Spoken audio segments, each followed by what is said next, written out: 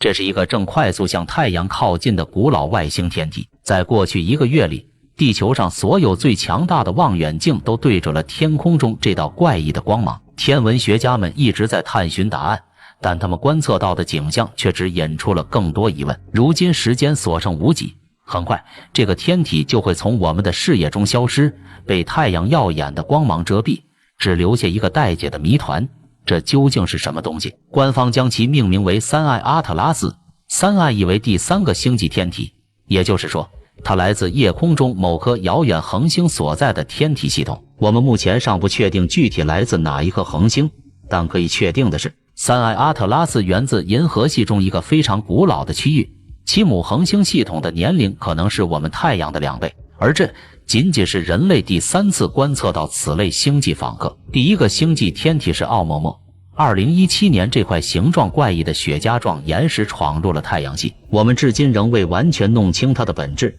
但可以确定它十分反常，而3i阿特拉斯的反常程度似乎还要更甚一筹。第二个星际天体是2i鲍里索夫，它成了这组星际天体中不太受关注的中间孩子，只因它的反常程度明显更低。2i鲍里索夫看起来像彗星，行为也像彗星，几乎可以确定它就是一颗彗星，但它来自另一颗恒星系统，这一点依旧十分神奇。而3i阿特拉斯已然成为我们研究真正反常外星天体的最佳契机，而且情况往往是我们对它了解越多，就越觉得它怪异。从官方记录来看，这个天体首次被观测到是在2025年7月1日，观测设备是小行星地面撞击最后警报系统，简称 ATLAS。阿特拉斯这个名字也正源于此。当时它位于木星和火星轨道之间，但更靠近木星。不过后来我们发现，早在2025年5月7日，0日系外行星巡天卫星就已观测到3i阿特拉斯的踪迹。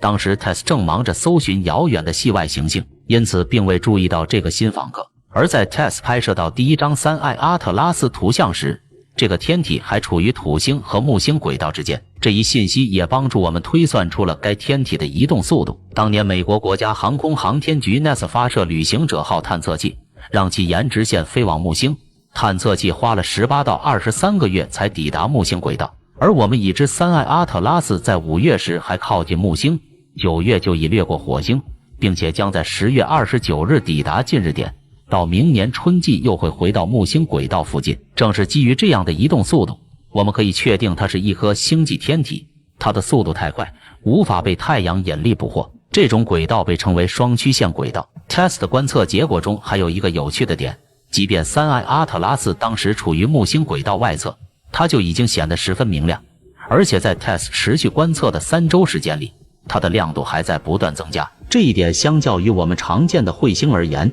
显得有些反常。通常来说，太阳系边缘的彗星是由大量冻结的水、岩石、尘埃和气体混合构成的大块冰体。当这些冰体靠近太阳时，会受热升温并开始融化。但在宇宙真空环境中，这一过程严格来说属于升华，因为真空环境中无法存在液态物质，冰会直接转化为气体。正是这种升华过程，形成了彗星周围巨大、明亮且模糊的光晕，也就是专业术语所说的彗发。这一点之所以重要，是因为我们常见的水冰彗星只有穿过木星轨道，开始接近小行星带时，才会因温度足够高而发生升华并形成彗发。但 TESS 在5月7日首次观测到3i阿特拉斯时，该天体还远在木星轨道外侧，却已经异常明亮，且亮度日增，这表明它的升华过程早已开始。由此我们可以推断，如果3i阿特拉斯是一颗彗星，那它与我们见过的所有彗星都截然不同。它甚至与奥莫莫形成了对立面。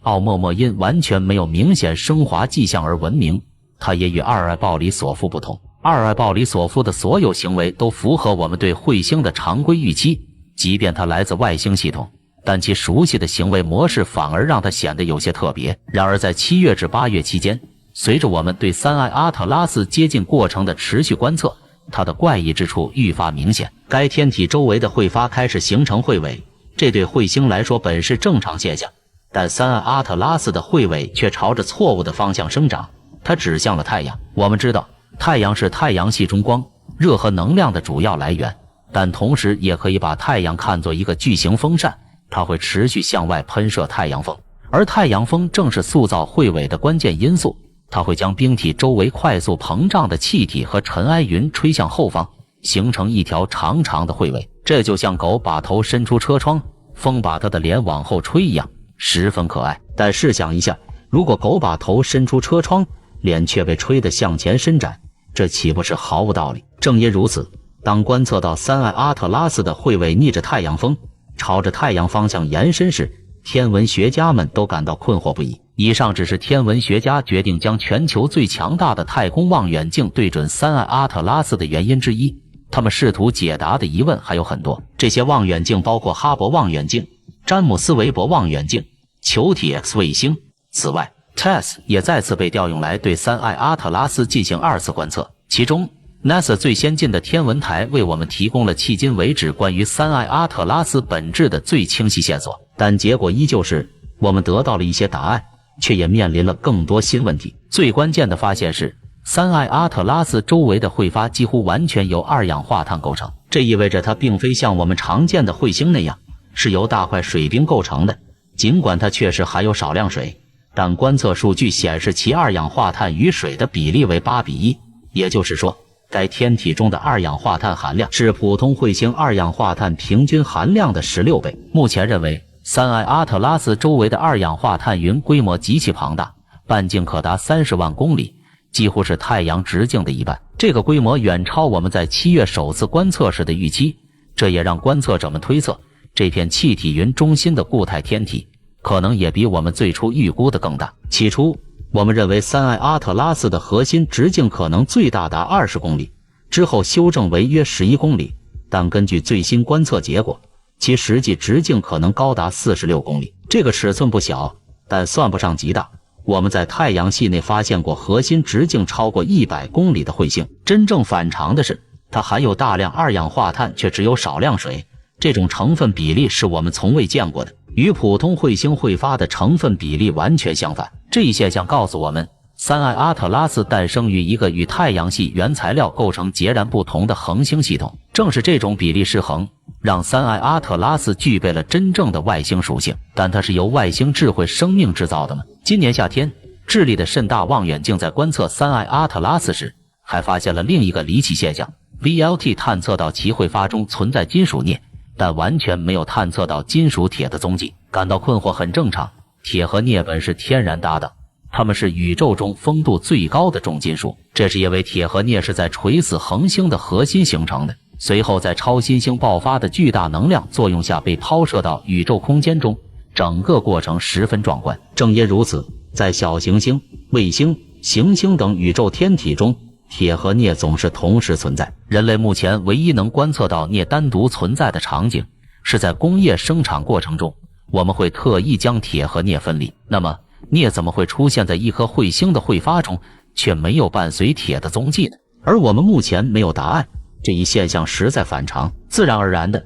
这让所有人都想到了那个最受欢迎的解释：外星生命。关于3艾阿特拉斯可能是某种人造航天器的理论有很多，而且公平地说，这些理论并非凭空捏造，研究者们只是基于已知数据做出了略带推测性的解读。例如，我们已知3艾阿特拉斯在掠过木星时亮度有所增加，它当时正在靠近太阳，但仅靠靠近太阳这一点完全无法解释其亮度增幅之大。对于这一现象，一种解释是由于该天体含有异常高的二氧化碳，导致升华过程提前开始；另一种解释则是它是一艘外星探测器，当时开启了自身的灯光。还有一种理论认为3艾阿特拉斯周围环绕着二氧化碳云，是因为它是一艘载满生命体的巨型宇宙飞船，这些生命体像人类一样呼出二氧化碳，并将产生的废物排放到太空中。我甚至还听说过一种说法，3艾阿特拉斯本身就是一个巨型生命体，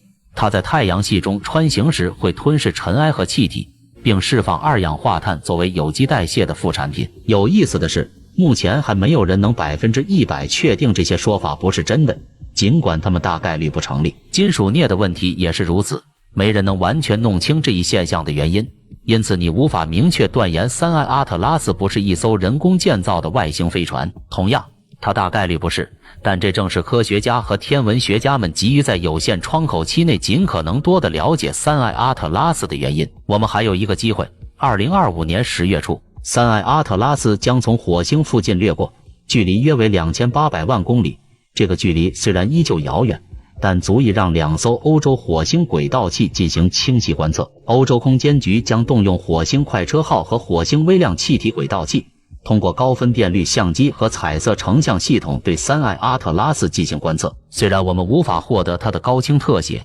但观测分辨率应该足以区分该天体周围的气体云和气体云中心的天体本身，或许能让我们了解到这个核心天体的真实形状。到2025年10月底，从地球视角来看，3艾阿特拉斯将运行到太阳后方，直到12月才能再次被观测到，而届时它已经在离开太阳系的途中了。不过我们还有最后一次观测机会，2026年3月16日，3艾阿特拉斯将以5300万公里的距离飞掠木星。这个距离依旧遥远，但目前在木星轨道附近，我们恰好有一艘正在运行的探测器朱诺号。朱诺号是一艘服役多年的探测器，自2016年起就在木星系统开展探测工作，其科学任务原计划于2025年9月结束。NASA 原本打算让探测器坠入木星，在坠毁过程中收集最后一批数据，但现在朱诺号可能会迎来另一个退役任务，尝试在3艾阿特拉斯离开太阳系时对其进行拦截观测。因此，尽管截至目前对3艾阿特拉斯的研究已充满离奇之处，但我们的探索并未结束，仍有许多未知等待揭晓。